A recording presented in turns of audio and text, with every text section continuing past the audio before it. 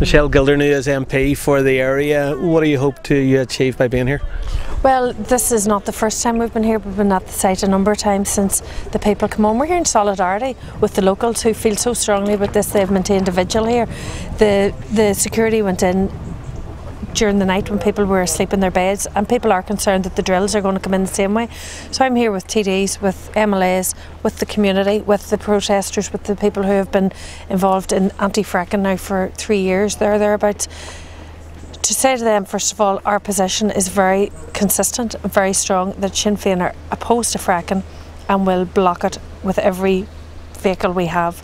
We're delighted that Gerry, the party president, took time to come up today to speak to some of the locals, and we will work with people. We'll do our best. We had a very constructive meeting with the Environment Minister on Thursday. We're hoping for a follow-up to that. We have a number of meetings planned. We will do everything we can to persuade others in government that fracking in Fermanagh is not a good idea and it should be stopped immediately. We're very concerned that this could ruin agriculture on the island of Ireland. We have about £14 billion worth of exports and profit to the island of Ireland, and we depend very much on our clean environment, clean image, clean water, and we don't feel that it's safe enough to use this system of hydraulic fracking to take gas out of the ground. That's really not needed at the present time, and until it can be taken out safely, we don't want any of this anywhere on the island of Ireland. What damage can this do to communities throughout the island of Ireland? Damage on a number of levels. Obviously there's the health consequences, not just what is put down whenever the actual fracturing process is going on, but what's actually disturbing underground. Inert chemicals, for example in shale, is uranium. When you expose uranium to the air, you get the breakdown of radioactive element, and you end up with radon gas, which is like a carcinogenic gas. The people of this area are going to be exposed to this. We consider fracking to be everything from the ground up, including the drill hole.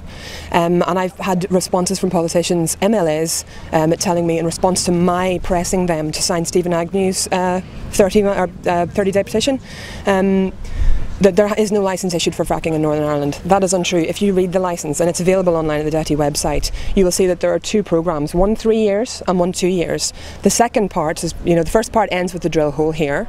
That's the last thing they need to achieve to get into the second part. And the second part explicitly allows multi-layer fracturing, which is what the industry calls fracking. Okay, just be very careful, Northern Ireland, and anyone watching this, the wording of what you're being told. Look into it for yourself. Do not believe what you're being handed by those in power, because you will find that it doesn't pan out. Well, Flanagan, it's fair to say that this is one issue that has united the entire county? Well, right across Fermanagh, I have yet to meet very many people that think fracking is a good idea, and even those that do think it's a good idea, once they actually look into it in any kind of detail, they quickly see that there's nothing in this for the people of Fermanagh, and people are rallying behind the anti-fracking campaign that's growing in strength right across Fermanagh and indeed across the whole of Ireland. Michael, Sligo, Leitrim looking on with great interest, I'm sure. Very much so. I live just down the road here in North Leitrim in Manor Hamilton, and if people could see out behind us here, there's a beautiful Loch McNeen that touches on 5 counties. If poison water comes out of here, runs down that hill and into Loch McNeen, we are not going to have drinking water. It's as simple as that, and that's as stark as it is. Poison water doesn't know any boundaries or borders, and if fracking happens here, it is going to damage here, and it is going to damage North Leitrim, and it's going to damage the whole of the west of Ireland. And as John rightly says, if agriculture is damaged in any part of Ireland, forget about the agri-food industry in all of Ireland. Forget about it. Sandra, I know Cork's a while away, but you're looking on with great concern. We're looking on with great concern, all right. We're well aware of the health consequences, the tourism consequences, and the agricultural consequences. And like others have said, I'm here today in solidarity with the people of this area.